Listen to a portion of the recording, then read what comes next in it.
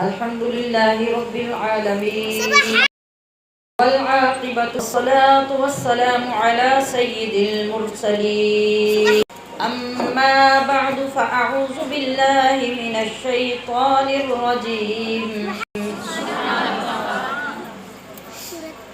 والذي جاء بالصدق وصدق به أولئك هم المتقون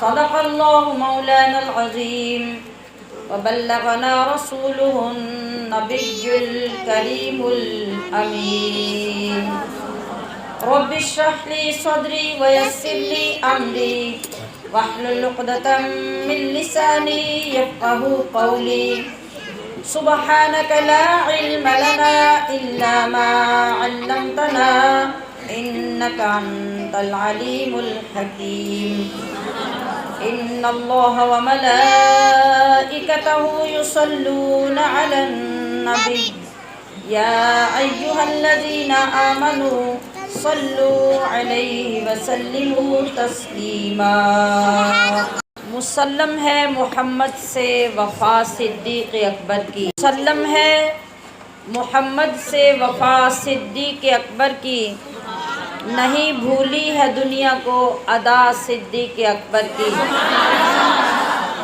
نہیں بھولی ہے دنیا کو ادا صدیق اکبر کی، اور ہم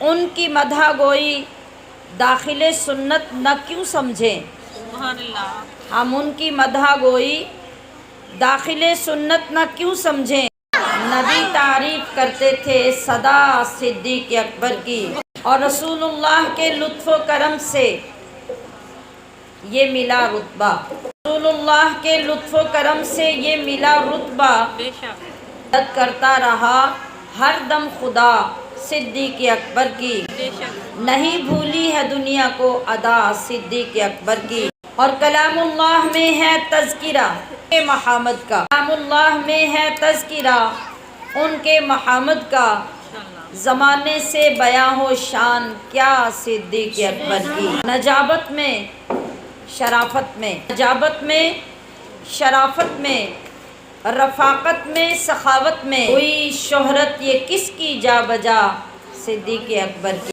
نہیں بھولی ہے دنیا کو ادا صدیق اکبر کی،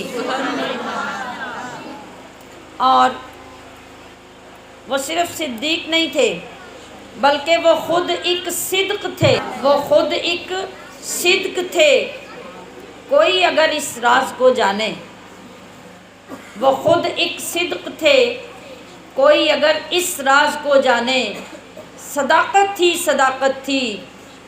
صدا صدیق اکبر کی، اور زمین پہ دھوم ہے ان کی، فلک پہ ان کے چرچے پر دھوم ہے ان کی، فلک پر ان کے چرچے ہیں، زمین و آسماں پہ ہے ضیا صدیق اکبر کی، والذی جاء بالصدق وصدق به اولئک هم المتقون۔ سورہ زمر سے آیت نمبر 33 کی تلاوت آپ کے سامنے پیش کی، جس کی تفسیر سیدنا علی المرتضیٰ کی زبان اقدس سے سماعت کیجیے، نام پہ توجہ دینی ہے اور دلوں کے پھول کھلا کر۔ تفسیر کون بیان کرنے لگا ہے؟ سیدنا علی المرتضیٰ۔ کس کی توجہ کریں، میں سمجھانا کیا چاہ رہی ہوں۔ تفسیر کون بیان کرنے لگا ہے؟ کس کی؟ حضرت ابوبکر صدیق کی۔ تو سمجھنا کیا ہے کہ یہ وہ لوگ ہیں جن کی سانسیں ایک دوسرے کے اندر پیوست ہیں، سر ممبر ایک دوسرے کی تعریف کرتے ہیں تو دل کھول کے کرتے ہیں۔ آج ہم ان لوگوں کا کیا کریں گے جو امت کو منتشر کرنے کے لیے سارا زور لگا رہے ہیں، علی رضی اللہ تعالی عنہ کو نہ جانے وہ کیا ثابت کرنے کی کوشش میں ہیں، اور صدیق اکبر کو نہ جانے کتنا بڑا دشمن ثابت کرنے کی کوشش میں ہیں۔ تو اس پوائنٹ پہ نظر رکھیے، علی المرتضیٰ تفسیر بیان کر رہے ہیں اس آیت کریمہ کی جو سورہ زمر سے میں نے آپ کے سامنے تلاوت کی۔ ارشاد باری تعالی ہے والذی جاء بالصدق، حضرت علی المرتضیٰ فرماتے ہیں کہ اتنے حصے سے مراد پتہ ہے کون ہے؟ اللہ کے محبوب دانائے غیوب، محبوب کبریا احمد مجتبی محمد مصطفیٰ والذی جاء بالصدق، جو سچی خبر لے کر آئے وہ آمنہ کے لال ہے، وہ محمد الرسول اللہ ہے، اور وصدق بہ، اس سے مراد سیدنا ابو بکر صدیق ہے۔ تو یہ ماہ مبارک جس کا عام نام جمادی الاخری یا جمادی الثانی ہے، عاشقوں کی زبان پہ اس کا نام ماہ امیر المومنین ہے، ماہ خلیفۃ الرسول بلا فصل ہے، ماہ رئیس الصدیقین ہے، ماہ امام الصحابہ ہے، ماہ محسن امت مسلمہ سیدنا ابو بکر صدیق عبداللہ بن عثمان ابی قحافہ ہے۔ ابو بکر صدیق ساری دنیا اس نام سے جانتی ہے، بے شک، اس لیے کہ یہ نام اللہ نے عطا کیا، آپ کے منصب سے آپ کو یہ خطاب ملا ہے، آپ کی شاندار محبتوں کا یہ صلہ ملا ہے، آپ کی وفاؤں نے آپ کو یہ لقب دلایا ہے، یہ کنیت ملی ہے، اور آپ کا نام، آپ کے نام کو دنیا جانتی نہیں۔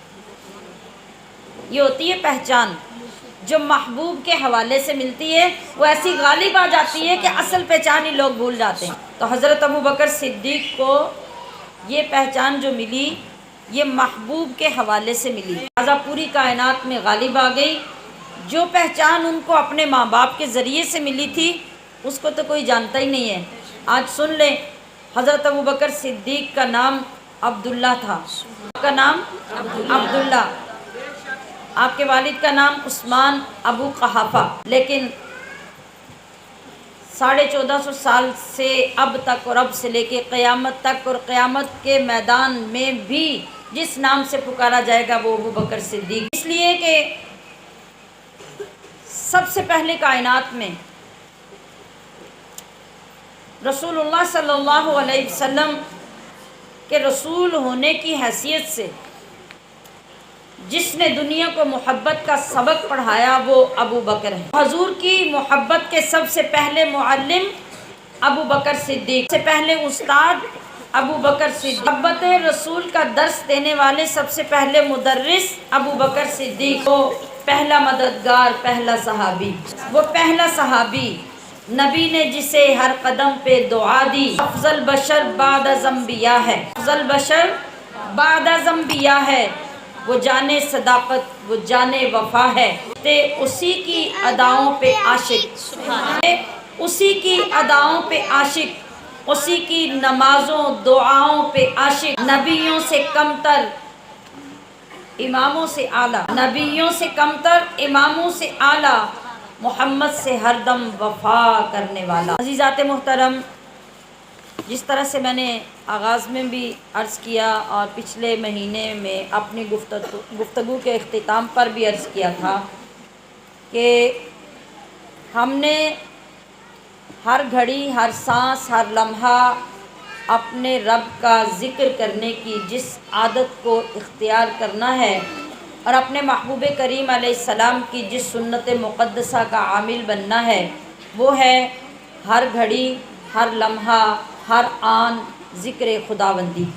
جیسا کہ قرآن عظیم نے ارشاد فرمایا کہ اللہ کا ذکر کرو، کثرت سے ذکر کرو، ہر گھڑی ذکر کرو، صبح و شام ذکر کرو، ہر نماز میں ذکر کرو، سوتے جاگتے ذکر کرو، کروٹوں کے بل پہ ذکر کرو، اٹھتے بیٹھتے ذکر کرو، یہی تمہارا کام ہے کیونکہ تمہارے رب نے تمہیں پیدا ہی اسی لیے۔ تو پچھلے ماہ میں آپ کی خدمت میں عمومی صورتیں، آسان ترین صورتیں جن کے ساتھ ہم اپنے آپ کو ذکر خداوندی کا پابند کر سکتے ہیں وہ پیش کی تھی، اور آج کی اس محفل کے لیے عرض کیا تھا کہ انشاءاللہ العزیز اسی تربیت کو لے کر اگلے مہینے میں حاضر ہوں گے۔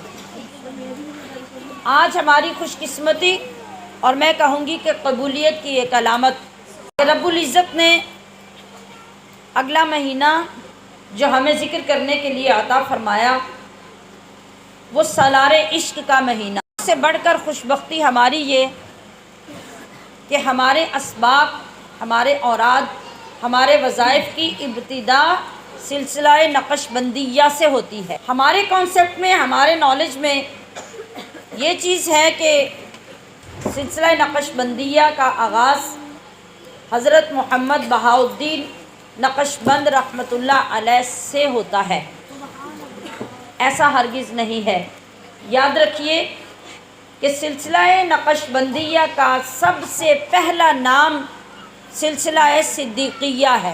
آج اس علم کو اپنے پاس محفوظ کر لیں تاکہ سفر جب یہاں سے چلتا ہوا نیچے آئے گا تو بڑا آسان ہو جائے گا، سبحان اللہ، بے شک جذبے بڑے مضبوط ہو جائیں گے، منزل بڑی آسان اور عیاں ہو جائے گی انشاءاللہ۔ تو سلسلہ نقش بندیہ کا پہلا ابتدائی نام سلسلہ صدیقیہ، کیونکہ اس کا آغاز حضرت سیدنا صدیق اکبر رضی اللہ تعالی عنہ کے سینہ اقدس سے ہوتا ہے۔ آگے آگے جو زمانہ چلتا گیا، ہماری ضروریات کے مطابق اولیاء ربانیین نے، اللہ کے مقربین نے ہماری استطاعت کے مطابق، ہماری ضرورت کے مطابق اس کی تربیت کے مختلف طریقے مروج کیے۔ طریقے مروج کرنا کسی نئی چیز کو لانا نہیں ہوتا، اس کو آپ بلا تمثیل یہ سمجھیں کہ عرصہ دراز سے ہمارے بڑوں کے زمانے سے بھی اسکولوں میں قاعدہ پڑھنے کی جو ابتدا ہوتی ہے وہ الف انار بے بکری سے ہوتی ہے۔ الف وہی ہے، بے وہی ہے، لیکن وقت کے ساتھ ساتھ لفظوں کی تبدیلی کر دی جاتی ہے، کیونکہ الف سے صرف انار ہی تو نہیں بنتا۔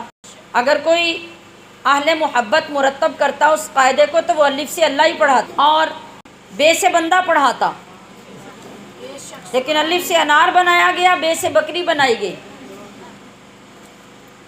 جتنی سوچ تھی، جہاں تک اپروچ تھی، باہر کیفس کے پیچھے تو بہت کچھ تھا، میرا ٹاپک وہ نہیں ہے۔ عرصہ دراز تک اس قاعدے کو دے کر بچے کو بٹھایا گیا اور وہ یاد کروانے کی، سکھانے کی کوشش کی گئی۔ اب دور جدید میں وہی الف ہے، وہی بے ہے، پڑھانے کا طریقہ بدلا ہے کہ نہیں؟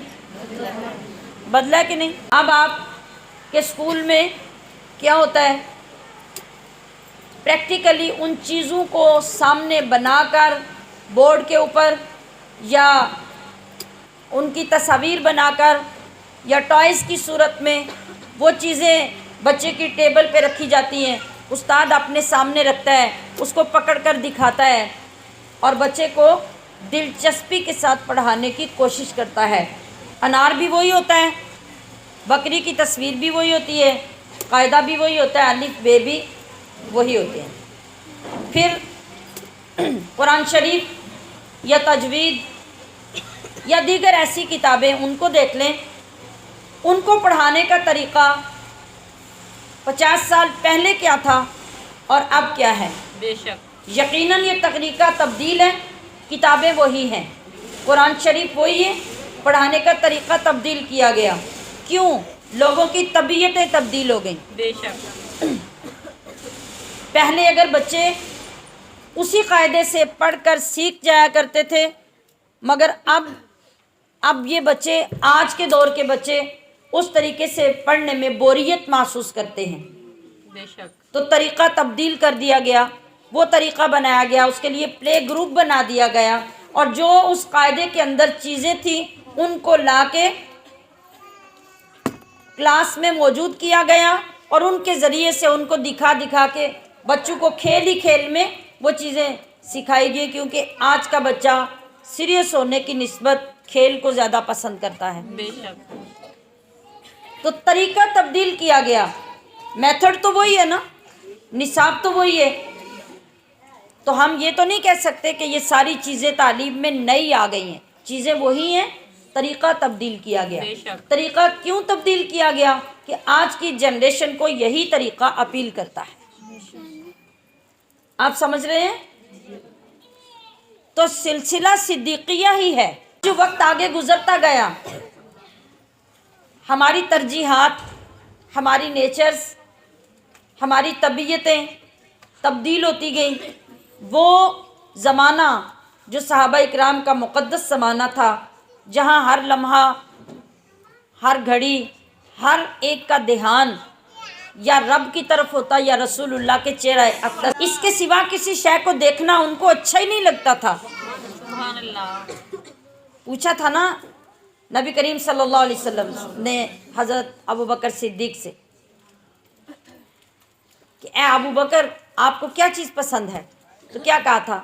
النظر الی وجہ رسول، مجھے یہ پسند ہے کہ میں اپنے محبوب کے چہرے کو تکتا رہوں. نبی کا چہرہ ہو، میری آنکھیں ہوں، نہ میری آنکھیں تھکیں، نہ میرے نبی کا چہرہ ہٹے. زمانہ بدلتا گیا، چیزیں تبدیل ہوتی گئیں. اب تو نہ وہ صورت رہی، پھر نہ وہ دور رہا، نہ ظاہراً آقا علیہ الصلوۃ والسلام کا چہرہ مقدس دیکھنے کو سامنے موجود رہا. تو وقت کے ساتھ ساتھ نباز عصر وہی شخص ہوتا ہے جو زمانے کی بیماری کے مطابق اس کی تشخیص کرے. اسی کو نباز عصر کہا جاتا ہے. زمانے کی نبض پہ ہاتھ رکھتا ہے اور دیکھتا ہے کہ اس کی بیماری کیا ہے، اس کی تشخیص کر کے اس کے مطابق نسخہ دیتا ہے.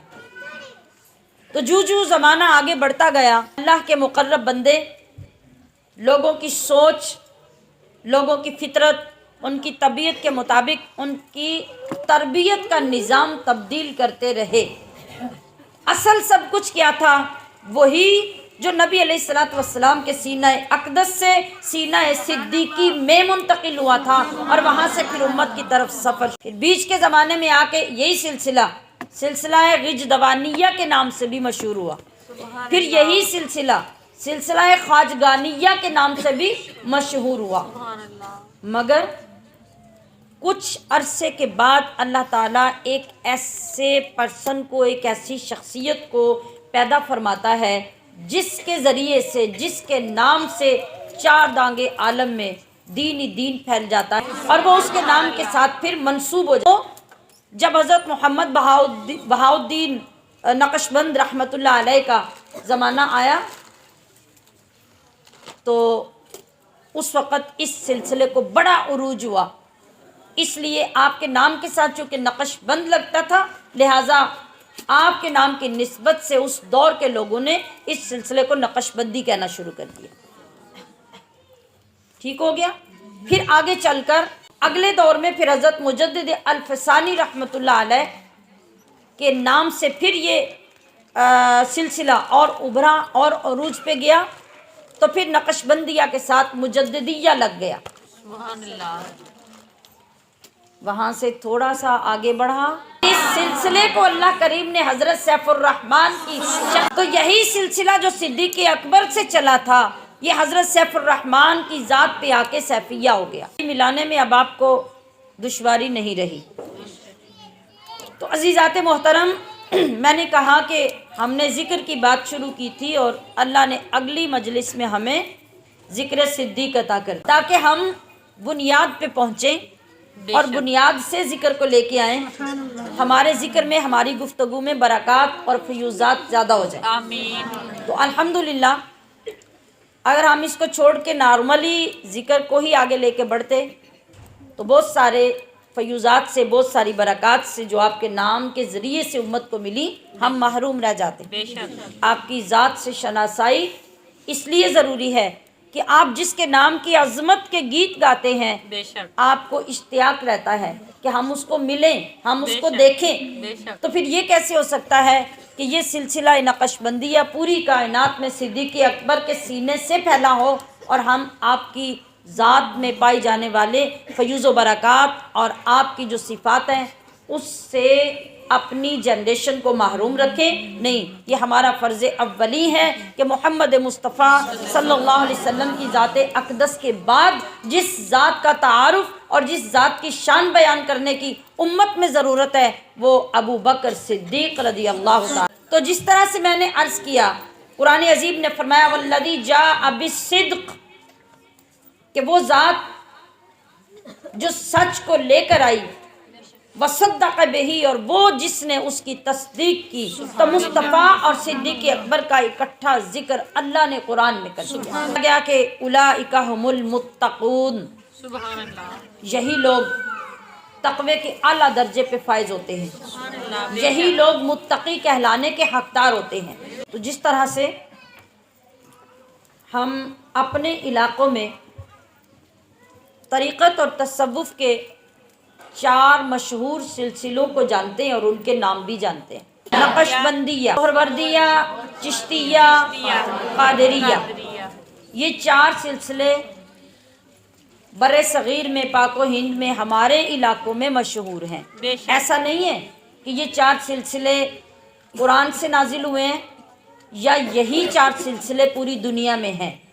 مختلف ممالک میں، جو اسلامی ممالک ہیں، مختلف علاقہ جات میں مختلف اولیاء کرام معروف ہوئے ہیں اور انہوں نے دین کا اتنا کام کیا ہے کہ ان کے نام سے اسی طرح سلسلے مشہور ہوئے ہیں۔ جس طرح بر صغیر میں، پاکستان، ہندوستان میں ان 4 اولیاء سے یہ 4 سلسلے معروف ہوئے ہیں، اس طرح بیرون ممالک میں اور بھی کئی طریقت کے سلسلے معروف ہیں۔ بے شک، لہٰذا یہ 4 سلسلے حرف آخر نہیں ہیں، چونکہ ہمارے علاقوں میں اللہ نے جن اولیاء کرام کو بھیجا، ان جن کے ذریعے سے ان سلسلوں کو عروج ملا، ہم انہی کے نام سے ان کو جانتے ہیں۔ بے شک، اس لیے ہمارے درمیان یہ 4 سلسلے مشہور ہیں۔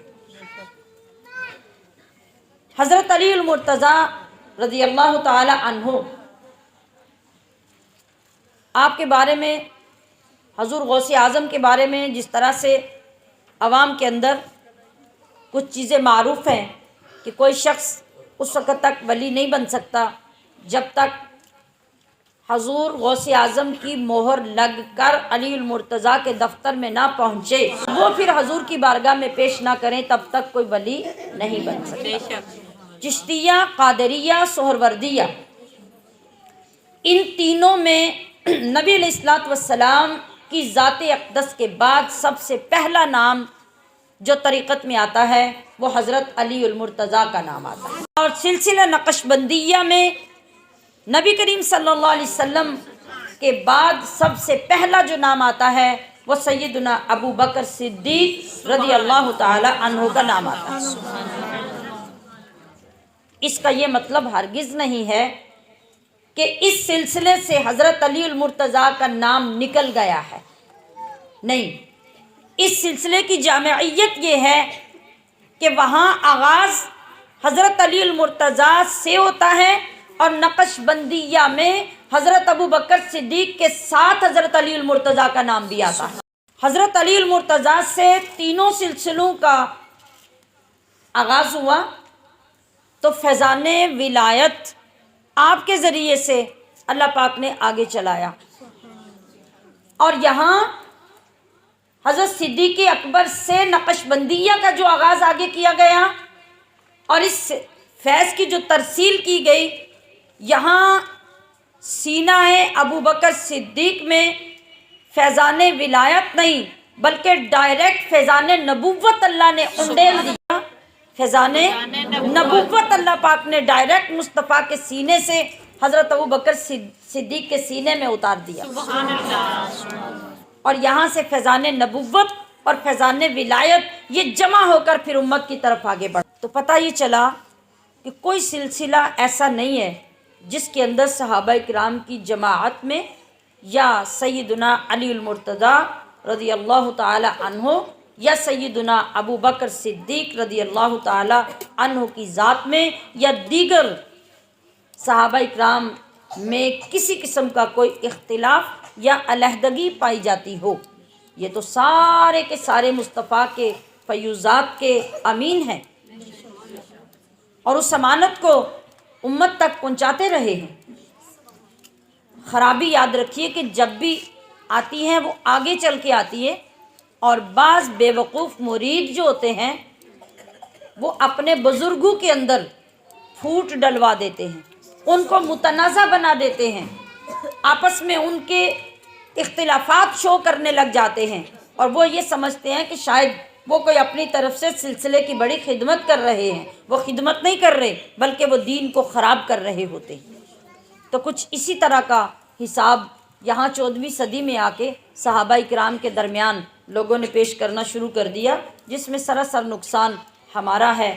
ना कोई दीन को नुकसान पहुंचा सकता है, ना सहाबा इकराम की शान में कोई कमी कर सकता है, और ना उनके आपस के इत्तिफाक व इत्तेहाद और मोहब्बतों में कोई कमी कर सकता है। मैंने आगाज़ में आपको अहमियत समझाने की कोशिश की कि आप सबसे पहले जुमले को नोट कर लीजिए कि शान है सिद्दीक़ अकबर की, उतरी है कुरान में, उसको बयान कौन कर रहा है? अली उल मुर्तज़ा। हमने किसी और का रेफरेंस लिया ही नहीं, ताकि यहीं से बात मजबूत होके आगे चले।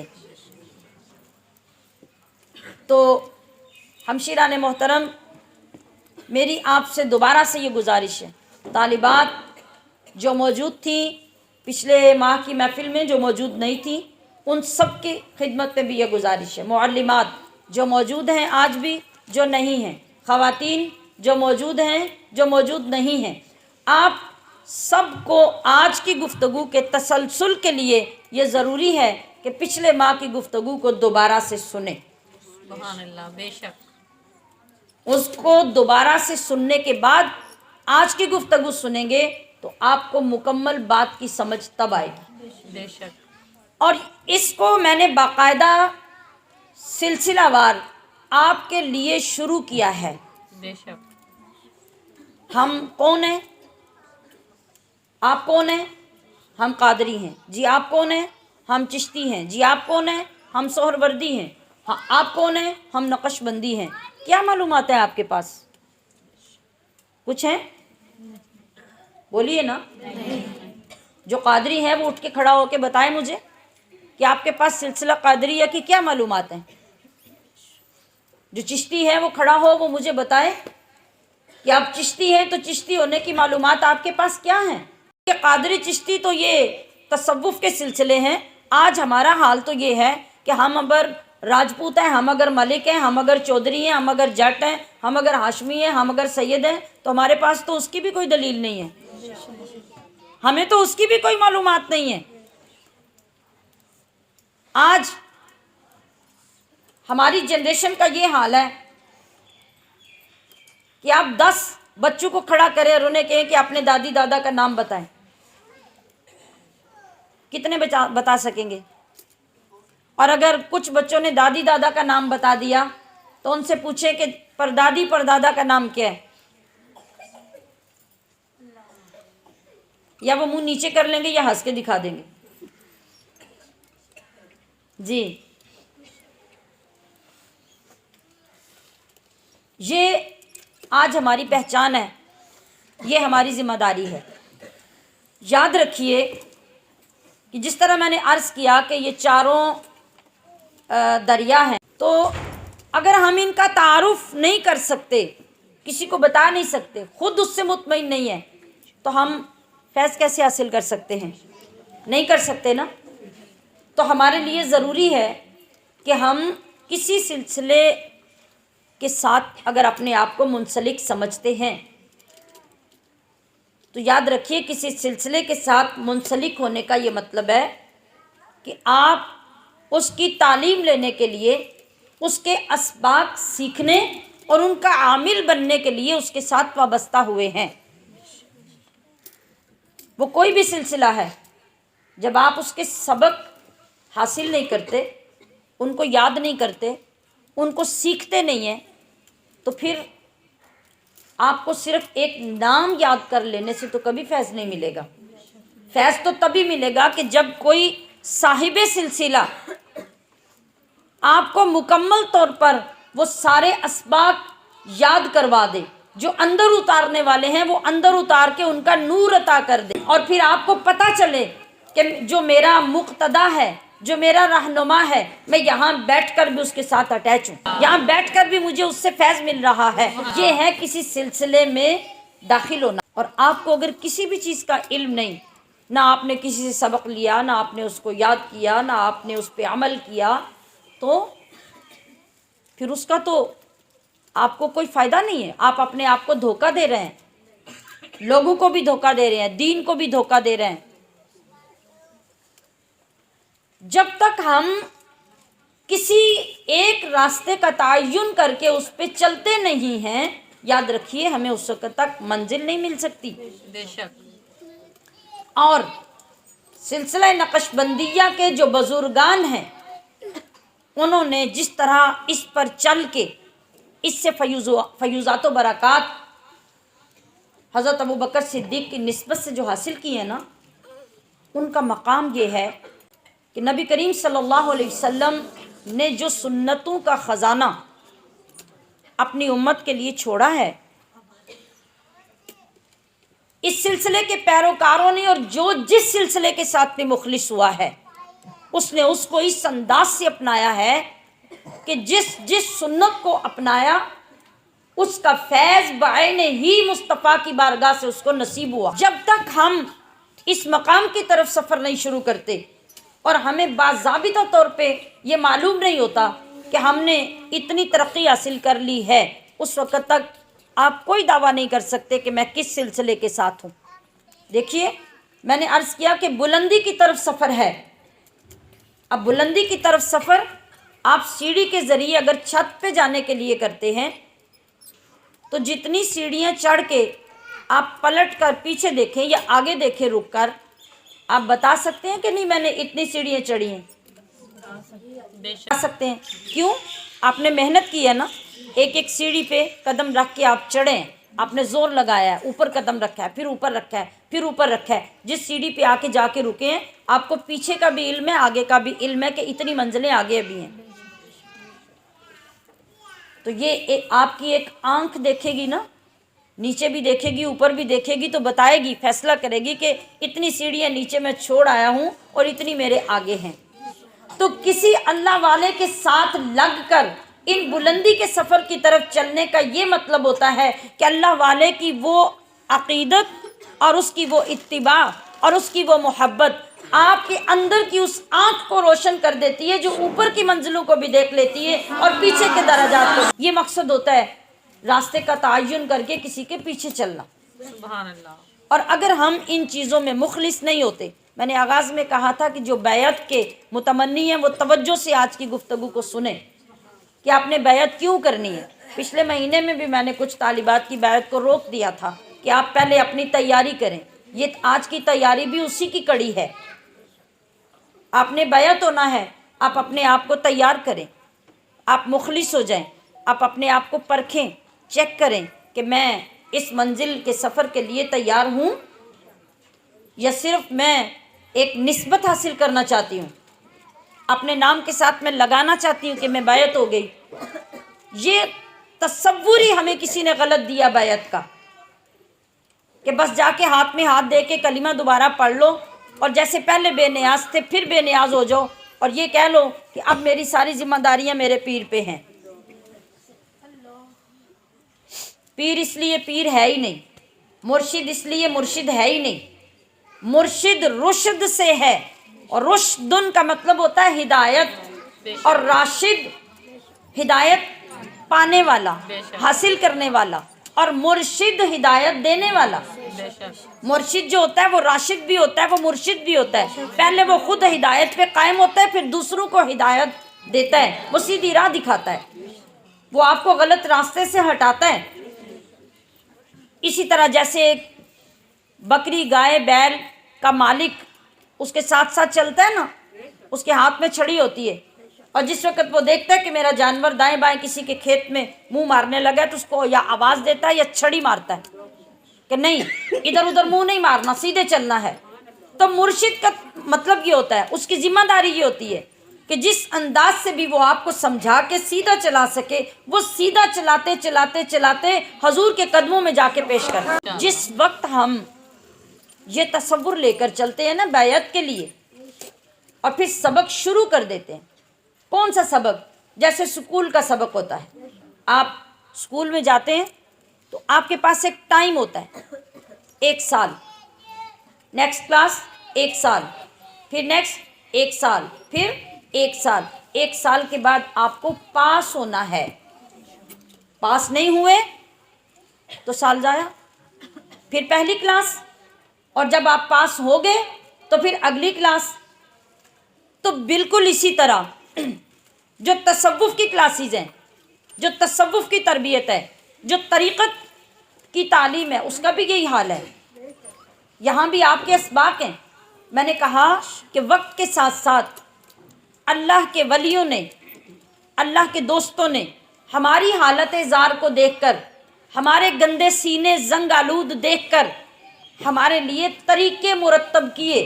سبحان اللہ. جس طرح ہر دور کا استاد طالب علموں کی ذہنیت اور مینٹلٹی کے مطابق نصاب بھی ترتیب دیتا ہے اور طریقہ نصاب بھی مرتب کرتا ہے، اسی طرح اللہ کے ولیوں نے بھی ہر آنے والے دور میں لوگوں کی حیثیت، ان کی استطاعت اور ان کی حالت زار کے مطابق اسباق مقرر کیے. اگر کوئی یہ کہے کہ صحابہ اس طرح سبق پڑھاتے تھے، صحابہ اس طرح سکھاتے تھے، صحابہ اس طرح سلسلہ بناتے تھے، تو اس کا جواب یہی ہے جو میں عرض کر رہی ہوں کہ جو صحابہ کا دور تھا وہ تو وہ دور تھا کہ ان کی زیارتوں کے لیے فرشتے آسمان سے اترتے تھے. وہ تو وہ دور تھا کہ چہرہ والضحیٰ دیکھے بغیر ان کو قرار نہیں آتا تھا. وہ تو وہ دور تھا کہ مصطفیٰ کے لب مبارک ہلتے تھے تو صحابہ کے گھروں کے گھر خالی ہو جاتے، اپنے جسموں سے لباس بھی اتار کے نبی کے قدموں میں ڈھیر کر دیتے. تو اس کے بدلے میں رب انہیں کتنے انعامات سے نوازتا، اس کا کوئی اندازہ کر سکتا ہے؟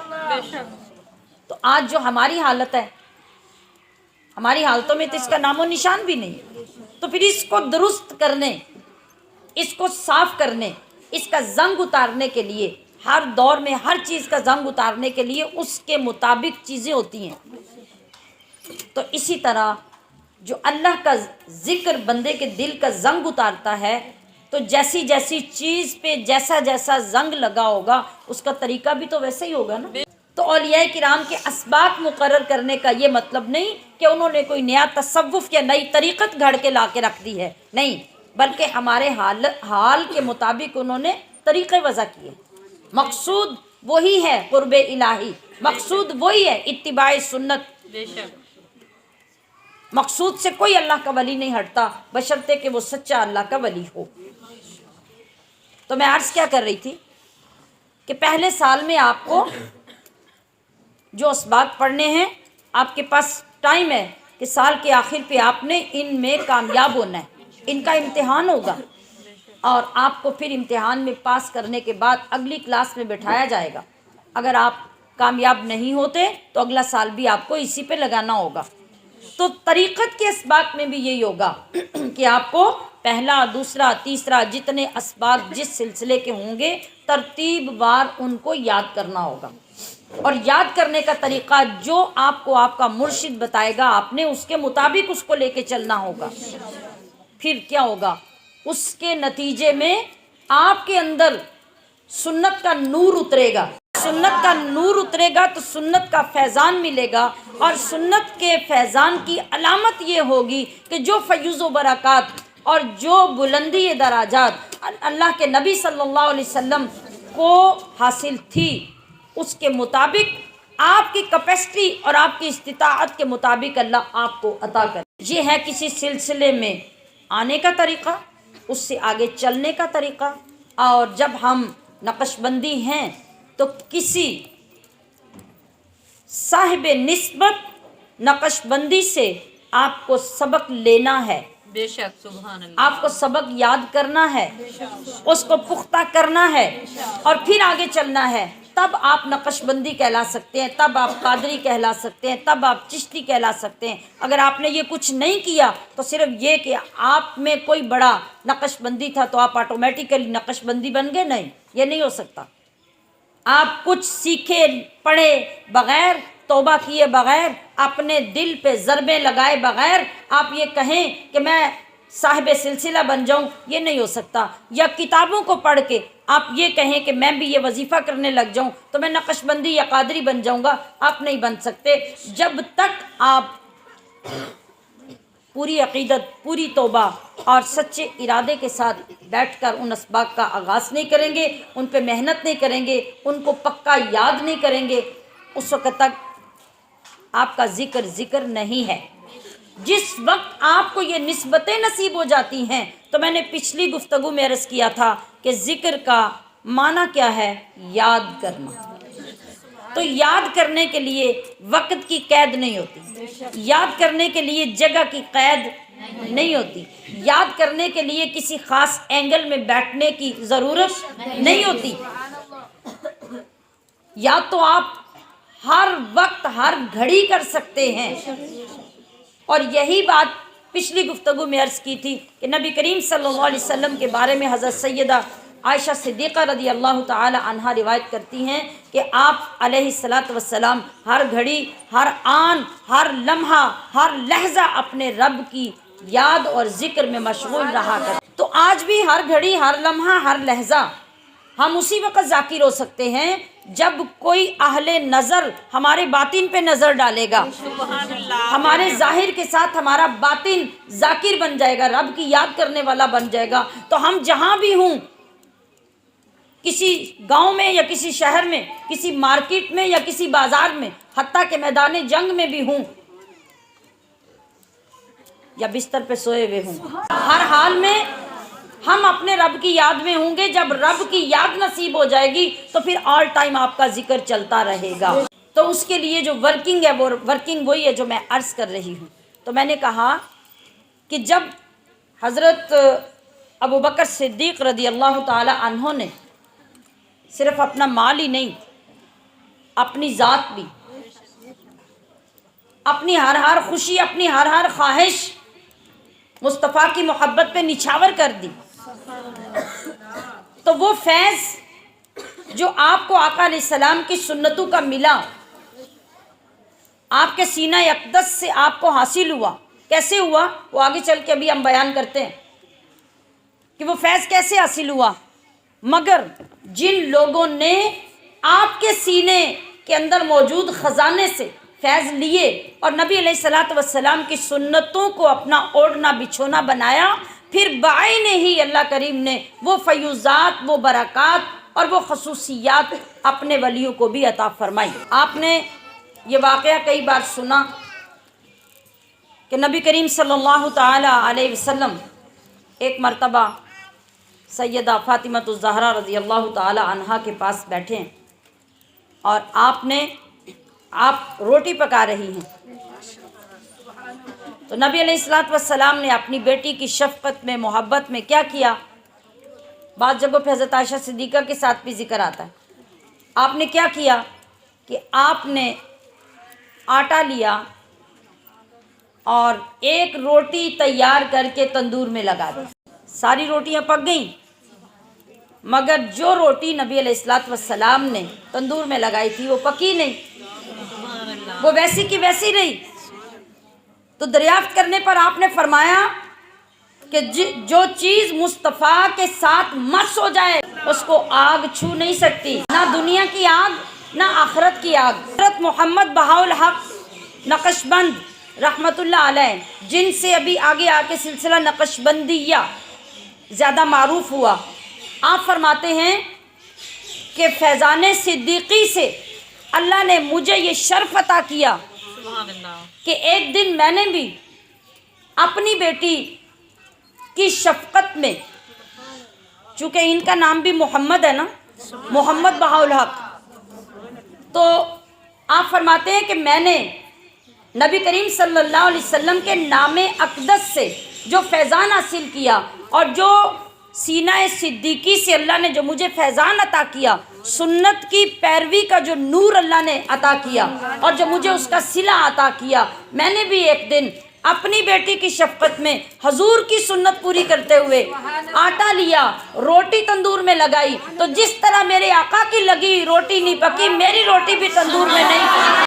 سلسلہ نقش بند میں سنت پر عمل کا التزام اس قدر ہے، اور جب آپ اس قدر سنت کا التزام کر لیتے ہیں تو پھر یہ فیوز و برکات بھی آپ کا نصیب بنتے ہیں۔ اگر آپ اس کے لیے مخلص نہیں ہیں اور اگر آپ ان کی پرواہ نہیں کرتے تو پھر کسی بھی سلسلے کی نسبت آپ کو فائدہ نہیں دیتی، صرف آپ کے نام کے ساتھ لاحق سابقے بس لگتے رہتے ہیں۔ فائدہ آپ کو تبھی ہوتا ہے جب آپ اپنے آپ کو پیکر سنت بنا لیتے ہیں، مصطفیٰ کی سنت میں ڈالتے ہیں، تو پھر اگر اتنی صدیوں کے بعد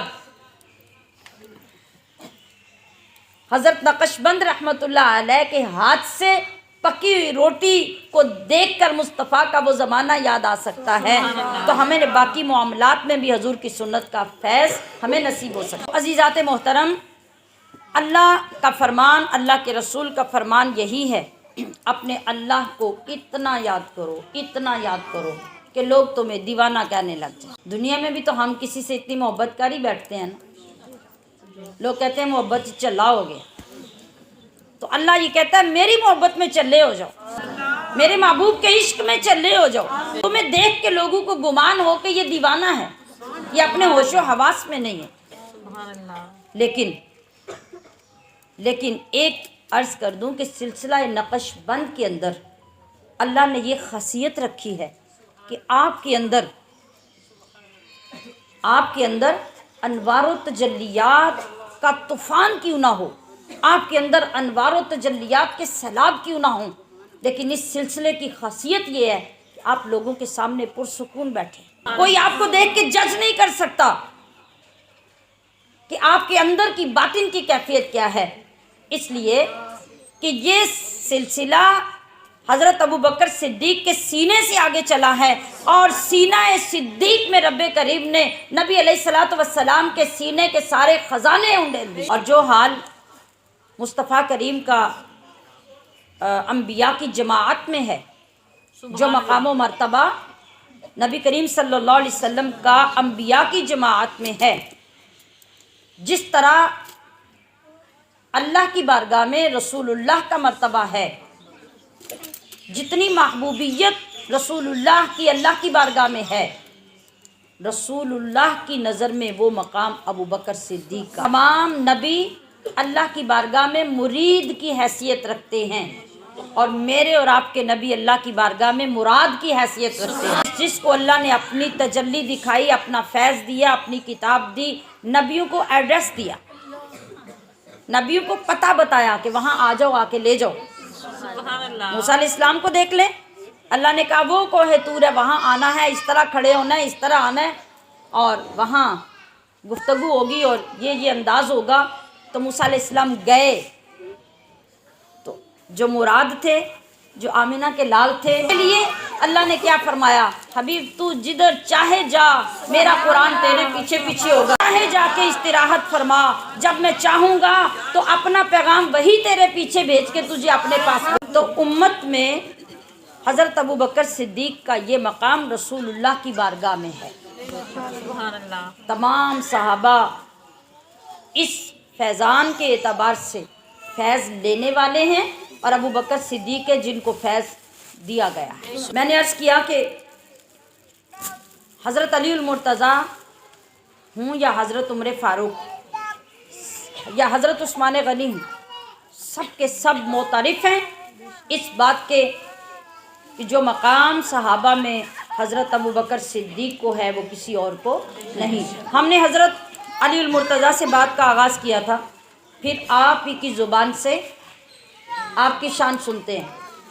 ایک شخص حضرت علی المرتضیٰ کی بارگاہ میں آیا، اس نے آ کے ایک سوال کیا۔ آپ کو معلوم ہے کہ سارے سوال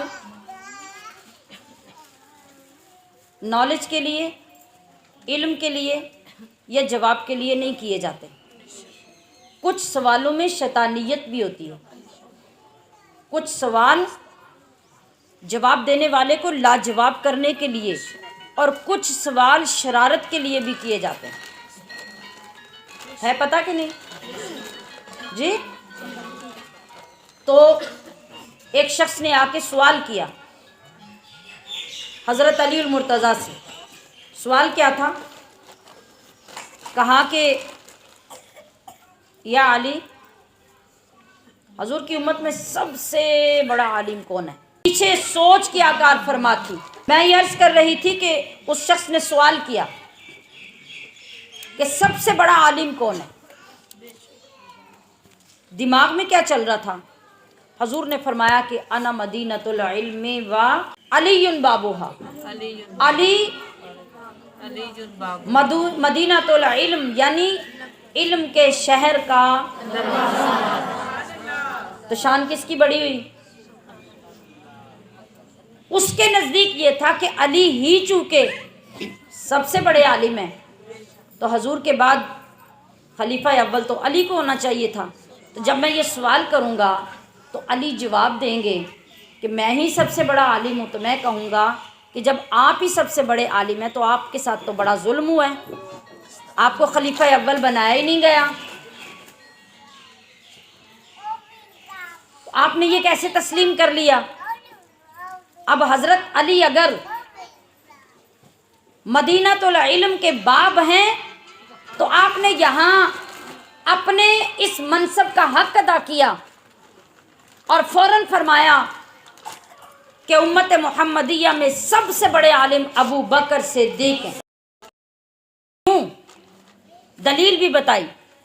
فرمایا کیوں؟ اس لیے کہ میرے محبوب کا فرمان ہے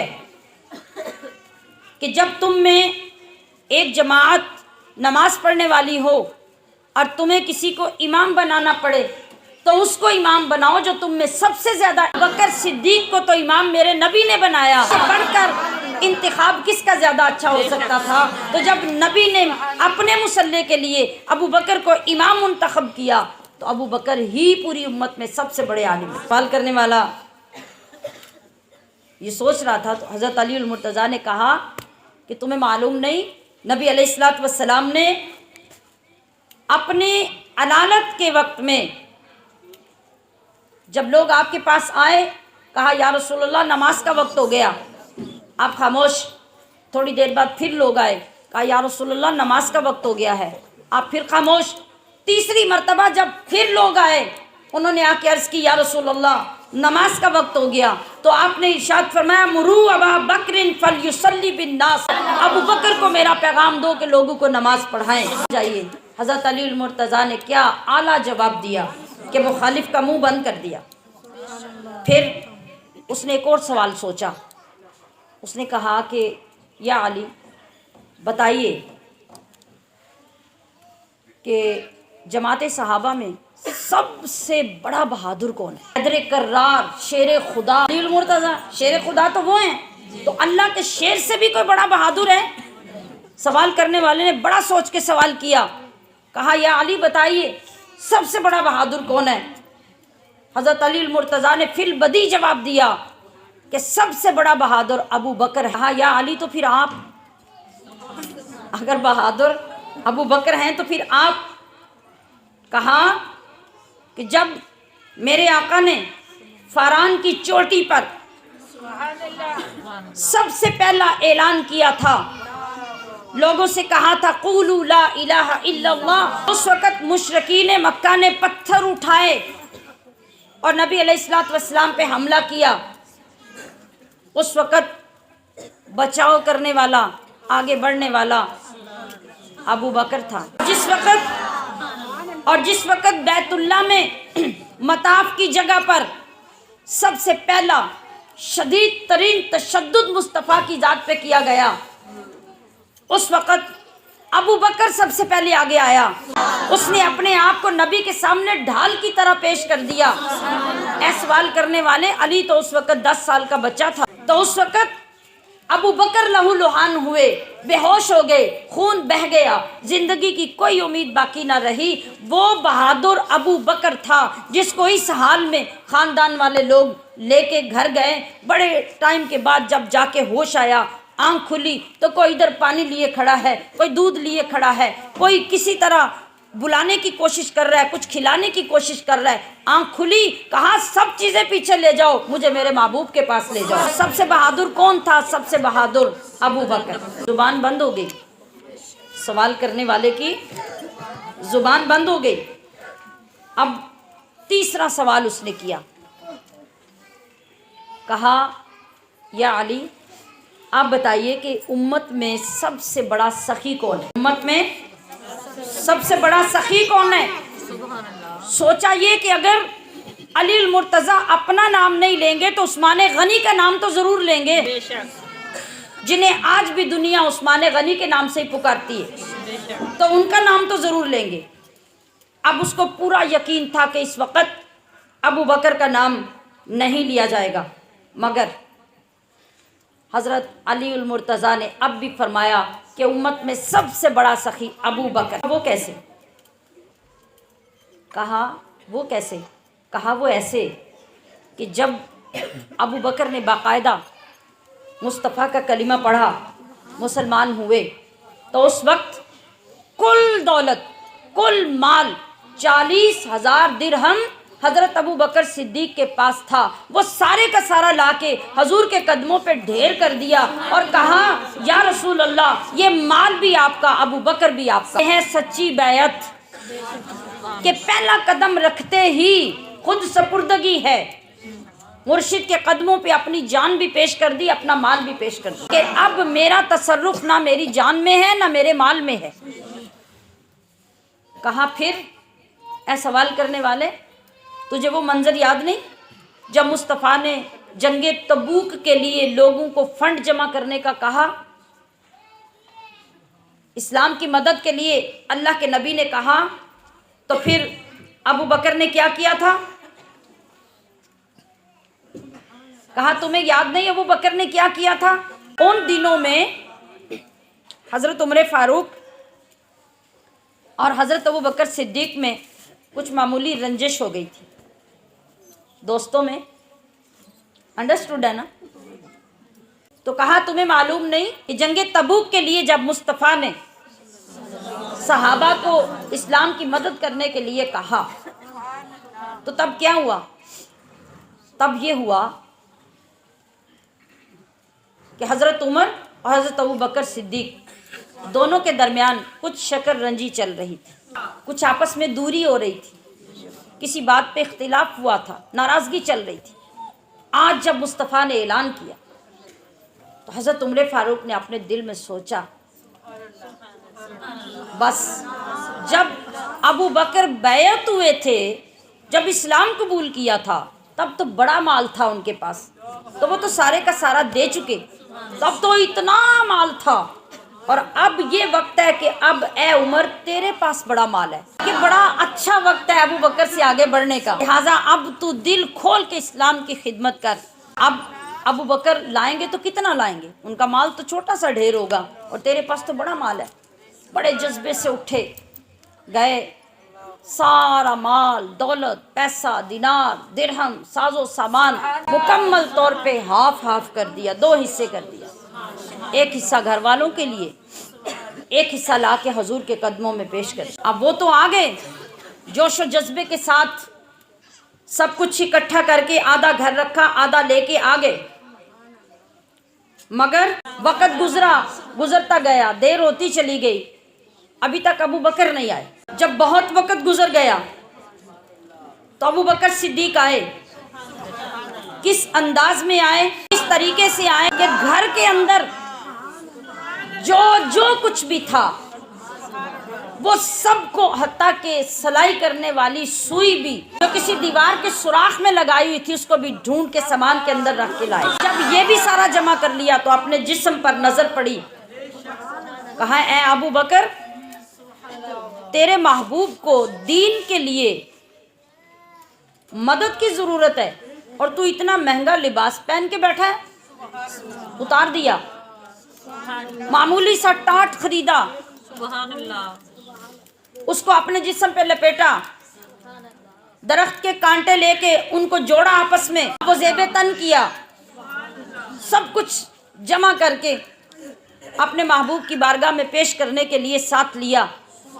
واہ کیا چال ہے۔ اب آپ جب چلے، ابھی ابو بکر نبی علیہ الصلوۃ والسلام سے کچھ فاصلے پر ہیں، جبریل پہلے آ گئے، سامنے ابو بکر آ رہے ہیں، میرے مصطفیٰ अपने यार गार को आते देख रहे हैं कि ये क्या अंदाज है, ये अबू बकर ने क्या पहन रखा है, ये किस अंदाज में मेरी बारगाह में आ रहा है। अचानक उसी वक्त जब जिब्रील आते हैं तो अल्लाह के महबूब फरमाते हैं, जिब्रील बोलो तुम इस वक्त कहाँ, तुम क्या करने आए हो। कहा, या रसूल अल्लाह आप ज़रा देखिए जो आपका यार आ रहा है, आप उसको देखकर आसमान की तरफ देखिए, अल्लाह ने आपके लिए आसमानों के सारे दरवाजे खोल दिए हैं। जरा अबू बकर को देखकर ऊपर देखिए, आपको हर फरिश्ता टाट का लिबास पहने नजर आएगा। अब क्या हुआ, हजरत उमर फारूक हैरान होकर देखते रह गए। अब आगे सवाल बदल गया, मायार बदल गया। अब ये नहीं देखा जा रहा कि कौन कितना सामान लाया, मेरे आका दिलों के हाल जानने वाले। आपने हज़रत अबू बकर सिद्दीक को देखा और उधर उमर फ़ारूक को देखा तो हज़रत उमर फ़ारूक से पूछा कि ए उमर, अपने घर वालों के लिए क्या छोड़ के आए। ये पूछे ही नहीं कि माल कितना लाए हो। जो बात उमर फारूक के दिल में पैदा हुई थी कि मेरा माल ज्यादा होगा, अबू बकर का कम हो जाएगा, हजूर ने वो सवाल ही नहीं किया। हजूर ने पैमाना बदल दिया। कहा, उमर घर वालों के लिए क्या छोड़ के आए हो।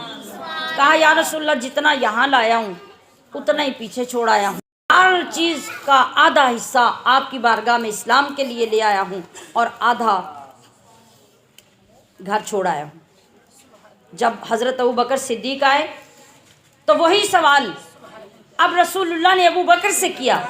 कहा, माँ अब कई तलियाहली का या आबा बकर। हजूर ने यह भी नहीं पूछा कि अबू बकर अपने लिए क्या छोड़ के आए हो।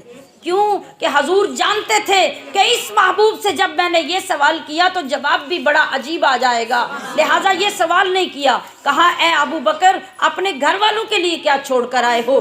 तो क्या जवाब दिया, अब क़ैतु लहुमुल्लाह व रसूला, उनके लिए मैं अल्लाह और उसका रसूल छोड़ के आया, अल्लाह और उसका रसूल छोड़ के आया हूँ। जो कहते हैं ना कि सिर्फ हस्बी अल्लाह कहा करो, हमें अल्लाह ही काफ़ी है, उन्हें ये कलिमा सिखाया करो, उन्हें ये सुनाया करो कि क्या अबू बकर सिद्दीक को ये पता नहीं था कि अगर अल्लाह काफ़ी हो जाए तो रसूल की ज़रूरत नहीं रहती।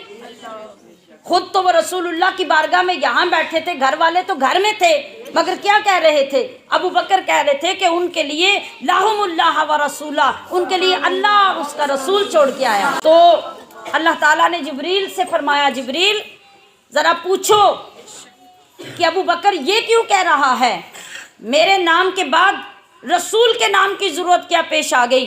तो जवाब दिया कि अगर अल्लाह अपने रसूल के नाम के साथ अपना नाम लेता है तो फिर अल्लाह के नाम के साथ रसूल का नाम लेने से ही बात मुकम्मल होती है। अब अल्लाह तबारक व तआला ने जिब्रील से फरमाया, ए जिब्रील मेरे महबूब से पूछ कि अपने महबूब से, अपने यार से पूछ कर मुझे बताएं कि हल अंता बिरब्बी का राज़िन और साखितिन। ए अबू बकर, ये जो तेरा हाल हो गया है, ये जो सब कुछ अल्लाह के दीन पे तूने कुर्बान करके ये हाल बना लिया है, तो क्या तू इस हाल में अपने रब से राज़ी है या नाराज़ है। कायनात में तलाश करो कोई शख्स जिससे अल्लाह पूछ रहा हो कि तू अल्लाह से राज़ी है कि नहीं।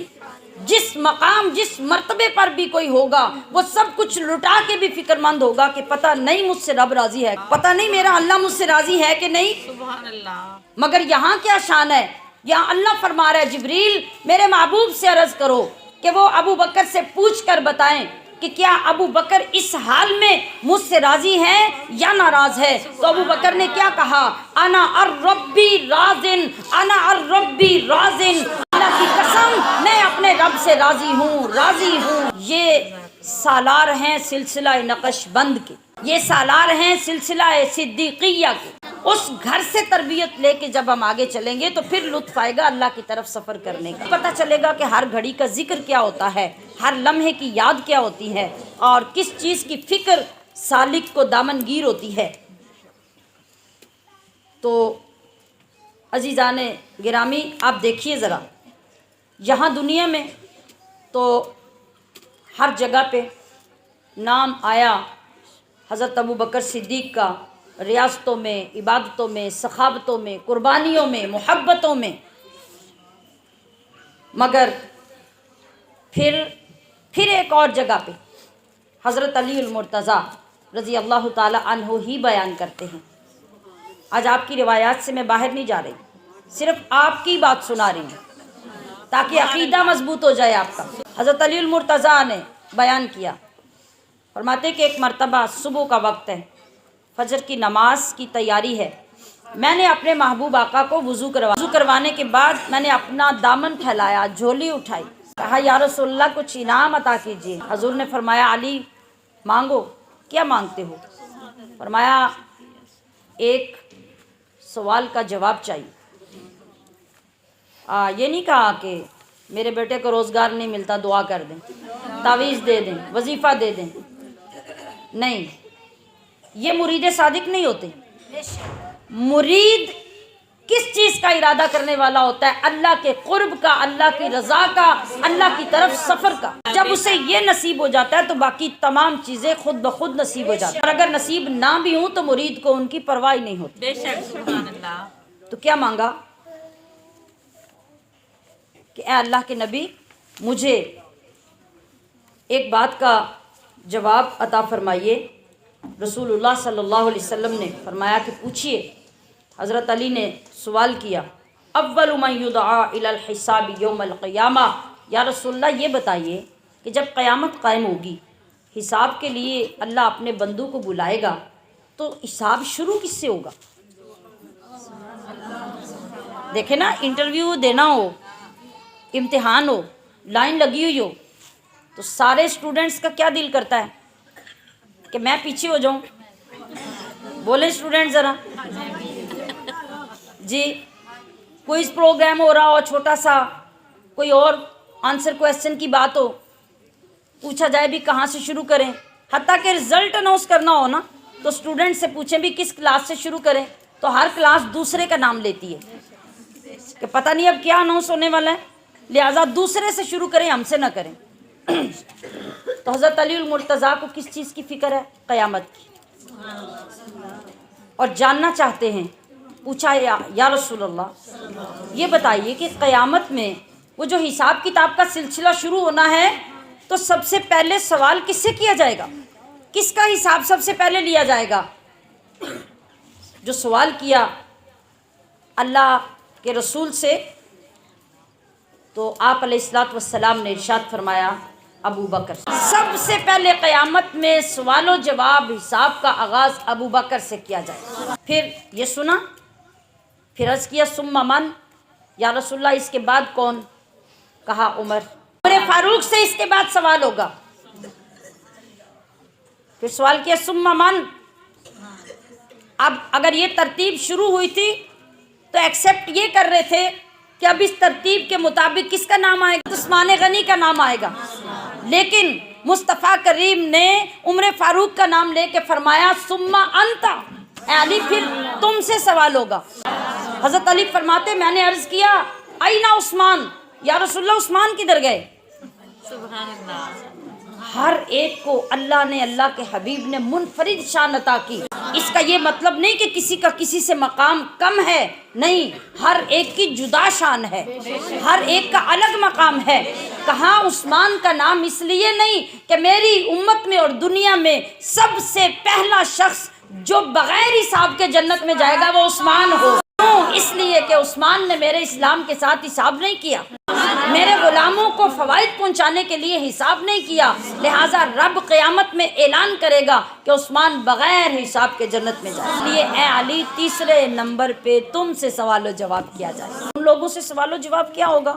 اس کی ایک اپنی شان ہوگی، وہ ایک الگ منظر ہوگا، وہ کیا سوال ہوں گے، کیا جواب ہوں گے، کیا کیا شان بیان کی جائے گی، یہ ہم تو نہیں جانتے. بے شک. بہر کیف آپ دیکھیے کہ جو ان بزرگان کی، ان صحابہ کی جو شان اللہ کی بارگاہ میں، رسول اللہ کی بارگاہ میں اور قیامت کے دن کے لیے بیان کی جا رہی ہے، وہ ہماری سوچ سے، ہماری سمجھ سے بالا تر ہے. ہمارے لیے فخر کی بات کیا ہے کہ اللہ نے یہ پاکیزہ نسبتیں ہمیں عطا کی ہیں. ہمارا بزرگ، ہمارے رہنما جن لوگوں کو بنایا ہے وہ اس شان کے لوگ ہیں۔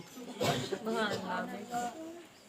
میں نے عرض کیا کہ حضرت ابو بکر صدیق کے سینہ اقدس میں جو فیضان اللہ نے رسول اللہ کے صدقے سے ڈالا، اس کی شان کیا ہے؟ کسی نے سوال کیا حضور کی بارگاہ میں کہ یا رسول اللہ، ابو بکر کا اتنا بڑا مقام ہے تو کیا کوئی اور اتنے درہم خرچ کر دے، اتنا مال پیش کر دے، اتنی قربانیاں دے دے اور اتنا کچھ اسلام کے لیے کر دے تو ابو بکر والا مقام کسی اور کو مل سکتا ہے؟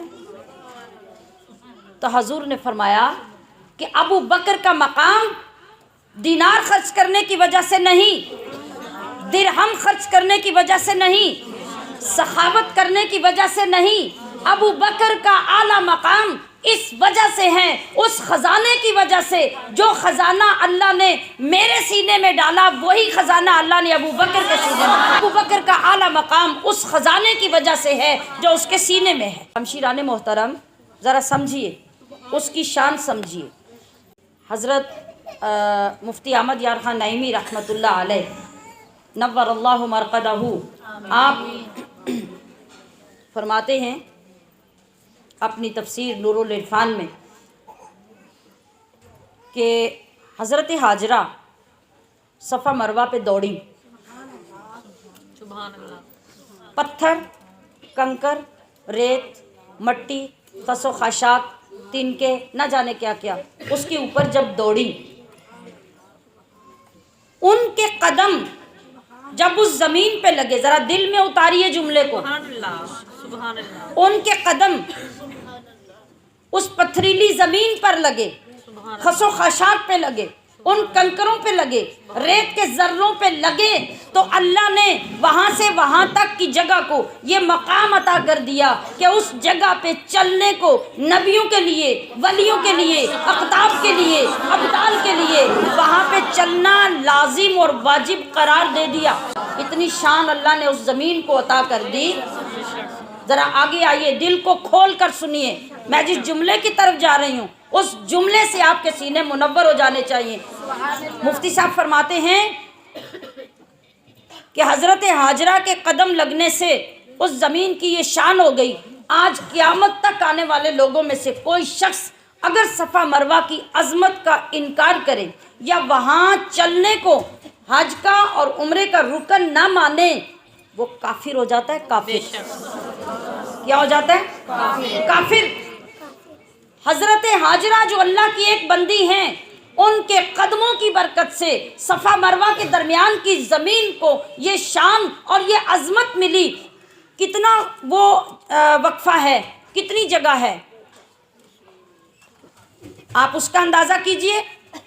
لیکن مفتی صاحب رحمۃ اللہ علیہ فرما رہے ہیں کہ رسول اللہ صلی اللہ علیہ وسلم کو حضرت ابو بکر صدیق نے اپنے کندھوں پر جب اٹھایا، کی رات میں جب لے کے نکلے تو رسول اللہ کو اپنے کندھوں پہ بٹھایا، وہاں سے غار ثور تک لے کے گئے، وہاں سے واپس اترے۔ یہ جتنا ٹائم آپ لے کر ان کو چلے، وہ مسافت اگر جمع کی جائے تو 11 میل وہ سفر بنتا ہے، جس میں ابو بکر صدیق نے مصطفیٰ کریم کو اپنے کندھوں پہ بٹھایا۔ تو آپ دیکھتے ہیں جب آپ کسی کو کندھوں پہ بٹھائیں گے اس کے قدم کہاں ہوں گے؟ جب آپ کسی کو کندھوں پہ بٹھائیں گے اس کے قدم آپ کے سینے پہ ہوں گے۔ ابو بکر صدیق کے کندھے ہیں، مصطفیٰ کے قدم ہیں، ابو بکر صدیق کا سینہ ہے، رسول اللہ کے قدم 11 میل کی مسافت تک ابو بکر صدیق کے سینے سے لگتے رہے۔ اگر زمین کے سینے پر حضرت ہاجرہ کے قدم لگیں، وہ اتنی مقدم بن جائے، تو سوچو حضرت ابو بکر صدیق کے سینے پر 11 میل چلنے کے دوران مصطفیٰ کے قدم لگتے رہے، اس سینے کی شان کا عالم کیا انوار و تجلیات ملے۔ آخری بات، ہمارے جو مرشد، دادا مرشد حضرت مجدد الفسانی رحمۃ اللہ علیہ اور ان کے پیر و مرشد، نام کیا ہے؟ حضرت باقی باللہ رحمۃ اللہ علیہ۔ کیا نام ہے؟ حضرت باقی باللہ رحمۃ اللہ علیہ۔ آپ का मकाम, आपकी शान, आपके अनवार व तजल्लियात जो बयान से बाहर हैं। आपके आस्ताने अक़दस के करीब एक नान भाई होता था। जब भी कोई मेहमान आस्ताने पे आते, दिन में, रात में, वक़्त बे वक़्त, आप उस नान भाई से उधार, नकद, हर तरह से उससे नान मंगवाते। आने वाले मेहमानों की ज़ियाफ़त की जाती। एक दिन हज़रत बाकी बिल्ला मौज में आए। कहा, ए नान भाई, तू मांग, अपनी इन खिदमात पे क्या इनाम मांगता है? कहा, अगर आपने इनाम ही देना ना, तो मैं कोई इनाम दुनिया की दौलत, माल, शाही, इज्जत कुछ नहीं मांगता। मैं आपसे ये इनाम मांगता हूँ, आप मुझे अपने जैसा कर, आप मुझे जैसा कर। कहा, ये बड़ा मुश्किल है, मैं तो अपने जैसा कर दूंगा, मगर तू बर्दाश्त नहीं कर सकेगा। कहा, बस जो होता है हो जाए। वो मैं तंदूर पे बैठा, आपके हुजरे के सुराखों में, खिड़कियों में, रोशनदानों में, दरवाज़ों के नीचे जो रात रात गए तक अनवारो तजल्लियात छन छन करते बाहर आते देखता हूँ ना, और आपकी ज़ात से मुतल्लक जो जो मैं देख चुका हूँ, मैं भी तो देखूँ कि आखिर आपके अंदर कैपेसिटी कितनी है, रब ने क्या क्या आपको बताया। बस मुझे अपने जैसा कर दे। कहा, सोच लो, तुमसे बर्दाश्त नहीं होगा, मैं तो कर दूंगा। कहा, अर्ज़ किया ना कि बस मेरी ख्वाहिश ही है कि मुझे अपने जैसा कर। फरमाया, आ जाओ। हुजरे में बुला लिया, इशा की नमाज पढ़ी, तवज्जो करने लगे। सारी रात बाकी बिल्ला तवज्जो करते रहे नान भाई को। फजर का वक्त हुआ, नमाज का वक्त हुआ, दरवाज़ा खुला। लोगों ने देखा, इधर भी बाकी बिल्ला, इधर भी बाकी बिल्ला। नान भाई का तो नामो निशान ही नहीं। सुभान अल्लाह। नान भाई बाकी बिल्ला बन गए। पहचान क्या है? इधर भी बाकी बिल्ला, इधर भी बाकी बिल्ला। पहचान ये है कि जो असल बाकी बिल्ला हैं वो तो पूरे स्टेमिने के साथ बाहर आ रहे हैं, लेकिन जो नान भाई बाकी बिल्ला था वो मजजूब हो गया। होशो हवास जाते रहे, अनवारो तजल्लियात का गलबा हुआ तो बर्दाश्त ना कर सका, और इस कदर जज्ब हुआ और इस कदर गलबा हुआ कि वो 3 दिन जिंदा रहने के बाद फौत हो गया। जो उसने मांगा मुर्शिद ने उसे अता कर। हमें यहाँ से पीछे जाना है। ये बाकी बिल्ला हैं एक तरफ, सामने नान भाई है, उधर मुस्तफ़ा करीम है, सामने अबू बकर। इशा की नमाज के बाद से लेके फजर तक का वक्त है, और उधर गारे सौर की 3 रातें हैं। इधर बाकी बिल्ला और नान भाई के अलावा कोई नहीं, इधर मुस्तफ़ा और अबू बकर के सिवा कोई नहीं। 3 रातें हैं। देने वाली ज़ात क्या है? इधर देने वाला तो मुरीद है, उधर देने वाली कायनात के वाली की ज़ात। अगर हुजरा खुलने पर ये हाल हुआ कि लोगों ने बस देखा तो बाकी बिल्ला को देखा, किसी ने नान भाई को देखा नहीं, तो ज़रा सोचिए 3 रातें गारे सौर के बाद जब गुजार के नीचे आए होंगे तो दुनिया ने सिर्फ मुस्तफ़ा को देखा होगा या अबू बकर को भी देखा। वो 3 रातें थी और मुस्तफ़ा की तवज्जो थी, सामने सीना अबू बकर सिद्दीक़ का था। तो फिर इसीलिए हजूर नबी अलैहिस्सलाम ने फरमाया ना कि अबू बकर की फजीलत इस वजह से नहीं कि उसने माल दिया, उसने सखावत की, उसने बहादुरी दिखाई, नहीं नहीं नहीं। अबू बकर की फजीलत इसलिए है कि उसके सीने में अल्लाह ने वही कुछ चुंडेल दिया जो मेरे सीने में होंगे। अज़ीज़ात गिरामी कदर, ये रास्ता अगर नसीब हो जाता है सच्चाई के साथ। इसीलिए जब मियाँ मोहम्मद बख्श बोले तो उन्होंने क्या कहा? उन्होंने इसीलिए ये कहा कि सोहबत मजलिस पीर मेरे दी बेहतर नफल नमाज। सोहबत मजलिस पीर मेरे दी बेहतर नफल नमाजों, एक एक सुखन शरीफ के नांदा करदाए महरम राजों। एक बात अगर तुम्हारे सीने में उतर जाती है तो दुनिया के राज तुम्हारे सामने खुल जाते हैं। बेशक ये हज़रत बाकी बिल्ला ही थे जिन्होंने मुजद्दिद अल-अफ़सानी रहमतुल्लाह अलैह को देखा। आप हज पे जा रहे थे, حج کی تیاری ہے, سفر شروع ہو گئے, جا رہے ہیں. حضرت باقی باللہ ملے, کہا کدھر کی تیاری ہے؟ عرض کی حضور حج کے لیے جا رہا ہوں. فرمایا رک سکتے ہو؟ حج کے سفر سے رک سکتے ہو؟ سبحان اللہ. کہا حضور فرمائیے کوئی کام ہے؟ فرمایا کام نہیں, تمہارے لیے ایک ایسا خزانہ لایا ہوں جس کی جگہ تمہارا ہی سینہ ہو سکتا ہے, وہ تمہیں دینا چاہتا ہوں, اس لیے حج کے سفر سے رک جاؤ تو میں تمہیں وہ عطا کر دوں. سبحان اللہ. تو پتہ چلا کہ کچھ خزانے, کچھ نورانیتیں ایسی بھی ہوتی ہیں جو اللہ کے بندے کعبے کے بغیر بھی عطا کرتے ہیں. یہ وہ وارفتگی اور یہ وہ خود سپردگی ہوتی ہے کہ جب آپ اپنی خواہشات کو پیچھے کر کے یوں اپنے مرشد کی خواہشات پہ اپنے آپ کو قربان کر دیتے ہیں تو پھر یہ مقام ملتا ہے. کہا باقی باللہ نے کہ مرشد تو تمہارا میں ہوں, لیکن اب تم نے اپنی ایک خواہش کو حج پہ جانے کی میرے فرمان میں قربان کر دی نا, تو اب دنیا میں نام میرا نہیں, مجدد الف ثانی نام تیرا ہوگا. دنیا دیکھ رہی ہے کہ نہیں؟ قیامت تک مجدد الف ثانی ہوگی. باقی باللہ کا نام آج پہلی دفعہ کتنے لوگوں نے سنا ہوگا؟ بے شک. وہ مرشد ہیں آپ کے, مگر نام کس کا ہے؟ حضرت مجدد تو نام دلایا بھی تو مرشد نہیں. سبحان اللہ. ان لوگوں کو اپنے نام عزیز نہیں ہوتے تھے, جس کو اہل سمجھتے تھے ساری دولت اس کے سپرد کر دیتے. اسی لیے اس راستے پہ چل کے جو کامیابیاں نصیب ہوتی ہیں وہ اخلاص کے بغیر نہیں ہوتی, دنیا کی ہوس اور حرص چھوڑے بغیر نہیں ہوتی. میں نے کہا کہ میاں محمد کھڑی شریف والے انہوں نے کیا فرمایا کہ صحبت مجلس پیر میرے دی بہتر نفل نمازوں, سبحان اللہ. ایک ایک سخن شریف ناندہ کردہ محرم رازوں. اور اسی مضمون کے لیے سلطان باہو رحمت اللہ علیہ بولے کہ اے تن میرا چشمہ ہوئے تے میں مرشد ویکھ نہ رجاں, لولوں دے منڈ لکھ لکھ چشمہ ایک کھولا ایک کجا ہوں. آگے کیا کہتے ہیں؟